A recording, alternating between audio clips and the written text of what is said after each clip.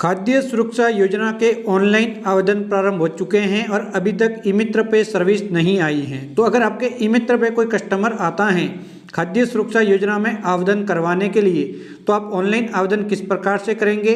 इसके अलावा आवेदन के दौरान निष्कासन की जो श्रेणी आ रही है वहाँ पे क्लिक करना है या फिर नहीं करना, OTP नहीं आ रहे हैं तो क्या करना है। तो इस प्रकार की कंप्लीट जानकारी आप सभी को फॉर्म भर के बताने वाला हूं। तो सबसे पहले गूगल पे जाके फूड राइज लिख के सर्च करना है।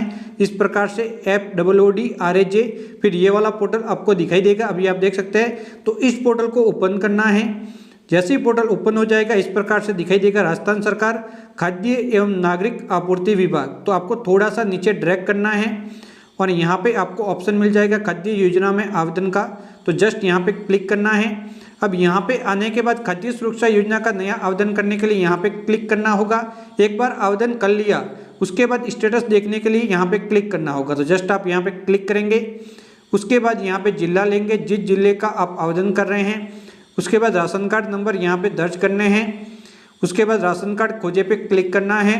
एक मैसेज मिलेगा कि अगर आप पात्र हैं तभी आपको आवेदन करना है, वरना फिर आवेदन नहीं करना है। तो फिर जस्ट आप ओके पे क्लिक करेंगे। ओके पर क्लिक करते ही राशन कार्ड में दर्ज सभी सदस्य दिखाई देंगे और इसके जस्ट पीछे आधार कार्ड लिंक हैं या फिर नहीं बताएगा। अगर हाँ है तो उस सदस्य के साथ आधार कार्ड नंबर लिंक हैं, अगर नहीं बता रहा है तो उस सदस्य के साथ आधार कार्ड नंबर लिंक नहीं है। तो परिवार के किसी भी एक सदस्य के साथ यहाँ पे आधार कार्ड नंबर लिंक होना जरूरी है, तभी आप आवेदन कर सकते हैं। अगर परिवार के सभी सदस्यों के साथ आधार कार्ड नंबर लिंक नहीं है तो आप आवेदन नहीं कर सकते। पहले आपको यहाँ पे लिंक करवाने होंगे आधार कार्ड। एक बार आधार कार्ड लिंक हो गए उसी के बाद आप आवेदन कर सकते हैं। तो आवेदन के लिए शून्य पे क्लिक करना है। जैसे ही शून्य पे क्लिक करेंगे तो यहाँ पे डायरेक्टली एक आधार कार्ड के साथ लिंक मोबाइल फ़ोन नंबर पे OTP नंबर भेज दिए जाएंगे। अगर आधार कार्ड के साथ मोबाइल फ़ोन नंबर लिंक नहीं है तो भी OTP नंबर नहीं भेजे जाएंगे। तो यहाँ पे लिंक होना जरूरी है। तो उसके बाद जस्ट आप ओके पे क्लिक करेंगे। अब जो OTP नंबर प्राप्त हुए हैं उसे जस्ट यहाँ पे दर्ज करना है। OTP नंबर दर्ज करने के बाद सबमिट पे जैसे ही क्लिक करेंगे तो आपका आवेदन फॉर्म ओपन हो जाएगा। यहाँ पे राशन कार्ड नंबर आ जाएंगे, यहाँ पे खाद्य सुरक्षा का प्रकार नाम आ जाएगा, एड्रेस आ जाएगा और राशन के दुकानदार का नाम आ जाएगा, परिवार के सभी सदस्य आ जाएंगे। तो सबसे पहले व्यवसाय लेना है परिवार के सभी सदस्यों का। उसके बाद किसी सदस्य के नाम से गैस कनेक्शन है तो उस सदस्य के आगे 17 डिजिट की ID डालनी है, फिर मोबाइल फ़ोन नंबर डालने हैं सभी सदस्य के। तो सबसे पहले यहाँ पे व्यवसाय मैं ले लेता हूँ। उसके बाद इसके नाम से LPG ID है तो डाल देनी है, गैस कनेक्शन लिया हुआ है तो, वरना फिर नहीं, फिर मोबाइल फ़ोन नंबर डालने हैं। उसी प्रकार से परिवार का जो दूसरा सदस्य है उसका भी यहाँ पे व्यवसाय आपको ले लेना है। अब अगर इस सदस्य के नाम से गैस कनेक्शन है तो आपको डाल देना है 17 डिजिट की जो LPG ID होती है, यहाँ पे देख सकते हैं, ये आपको जरूर डालनी है। अगर गैस कनेक्शन है तो ये आपको विशेष करके ध्यान रखना है और फिर मोबाइल फ़ोन नंबर डालने हैं। उसके बाद यहाँ पे तीसरे सदस्य का लेंगे तो जितने भी सदस्य हैं सबका व्यवसाय लेना है और उसके बाद उनके मोबाइल फ़ोन नंबर डालने हैं और जिस सदस्य के नाम से गैस कनेक्शन है वो आपको डाल देना है। तो मैं ये सभी कंप्लीट कर लेता हूँ। ये सभी कंप्लीट कर लेने के बाद आपको जस्ट आगे बढ़ना होगा। आगे वाले भाग के अंदर अगर आप निष्कासन की श्रेणी में आते हैं, इन श्रेणियों में, तो आप आवेदन नहीं कर सकते। इस बात का ध्यान रखना है। जैसे कि कोई यहाँ पे आयकर दाता है, इनकम टैक्स देता है तो आवेदन नहीं कर सकता। तो मैं जस्ट यहाँ पे क्लिक करता हूँ। ऐसे परिवार जिसके अंदर कोई सरकारी कर्मचारी हैं या फिर 1 लाख रुपए से अधिक की पेंशन ले रहे हैं तो वो भी आवेदन नहीं कर सकते। ध्यान रखना, इन कैटेगरियों वाले आवेदन नहीं कर सकते। मैं यहाँ पे टिक करूंगा कि मैं इसके अंदर नहीं हूँ। उसके बाद यहाँ पे किसी के पास 4 पहिया वाहन है, ट्रैक्टर व वाणिज्य वाहन को छोड़ के, तो वो भी आवेदन नहीं कर सकता। यानी कि ट्रैक्टर है या फिर कोई वाणिज्य वाहन है आपके जीवन व्यापन करने के लिए तो चलेगा, लेकिन पर्सनल यूज के लिए कोई वाहन है तो आप आवेदन नहीं कर सकते।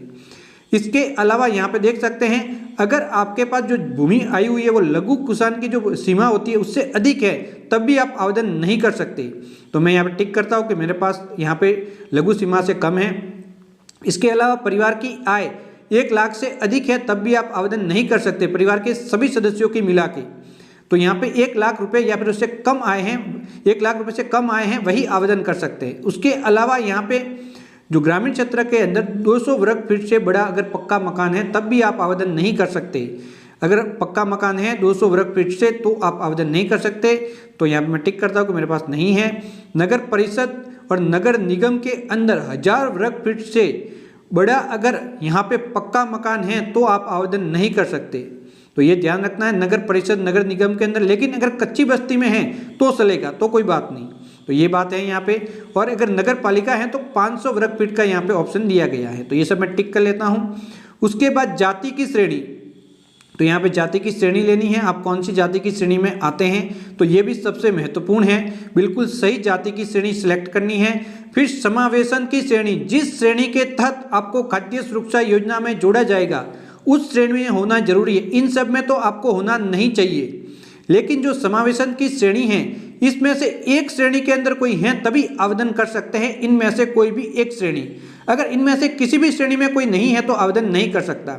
जैसे कि Antyodaya BPL, state BPL, Annapurna हो गए, तो ये हो गए। इसके अलावा मुख्यमंत्री वृद्धजन सम्मान पेंशन योजना या फिर इंदिरा गांधी राष्ट्रीय पेंशन योजना।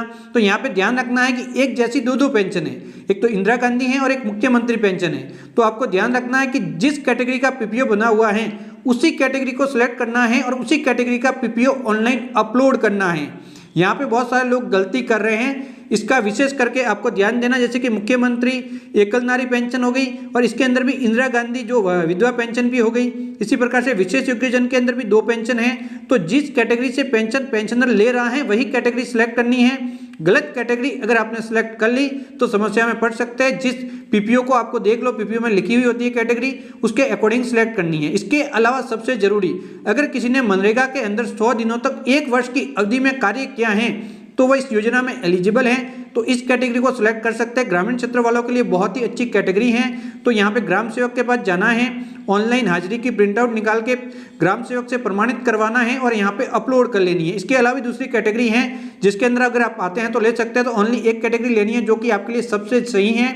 वह कैटेगरी लेने के बाद उस कैटेगरी से संबंधित एक डॉक्यूमेंट जिसकी साइज 150 KB है वह आपको यहाँ पे अपलोड करना है। तो डॉक्यूमेंट बिल्कुल सही होना चाहिए। ऐसे ही कोई डॉक्यूमेंट अपलोड किया तो समस्या में पड़ सकते हैं। फिर यहाँ पे क्लिक करना है और सबसे जरूरी यहाँ पे जो भी ऊपर समावेशन की श्रेणी दी है उसके ऊपर टिक करना जरूरी है। तो आप समझ चुके होंगे कि टिक करना है या फिर नहीं। उसके बाद सेव पे क्लिक करना है। जैसे सेव पे क्लिक करेंगे आवेदन सबमिट हो जाएगा, आपको एक मैसेज मिल जाएगा, आवेदन क्रमांक मिल जाएगा। ओके पे क्लिक करके करेंगे। उसके बाद फॉर्म की प्रिंट आउट निकाल लेंगे। प्रिंट आउट निकालने के बाद वापस आप मेन पेज पे जाएंगे। जब भी आपको स्टेटस देखना है यहाँ पे जस्ट आप क्लिक करेंगे। उसके बाद जो आवेदन यहाँ पे जो राशन संख्या डाल के यहाँ पे क्लिक करेंगे तो यहाँ पे राशन कार्ड संख्या यहाँ पे क्लिक करेंगे। यहाँ पे राशन कार्ड नंबर बताएंगे, आवेदन क्रमांक, कब आपने आवेदन किया है, समावेशन की श्रेणी कौन सी थी और आपका आवेदन कौन से स्तर तक पहुँचा यहाँ पे बताएंगा। तो आवेदन के 30 दिनों के अंदर अंदर आपका फॉर्म या तो एक्सेप्ट होगा या फिर रिजेक्ट होगा। 2 ऑप्शन ही इस बार दिए गए हैं। तो यहाँ पे आपको आवेदन में कोई भी गलती नहीं करनी है। अगर गलती हुई तो आपका आवेदन रिजेक्ट हो जाएगा और उसके बाद आप कुछ भी नहीं कर सकते। तो इस बात का विशेष करके ध्यान रखना है। श्रेणी का दस्तावेज बिल्कुल सही अपलोड करना है। इसके अलावा निष्कासन की श्रेणी में अगर आप आते हैं तो आपको आवेदन नहीं करना है। तो आप कंप्लीट डिटेल में समझ चुके होंगे कि खाद्य सुरक्षा योजना 2025 के अंदर आप ऑनलाइन आवेदन किस प्रकार से कर सकते हैं।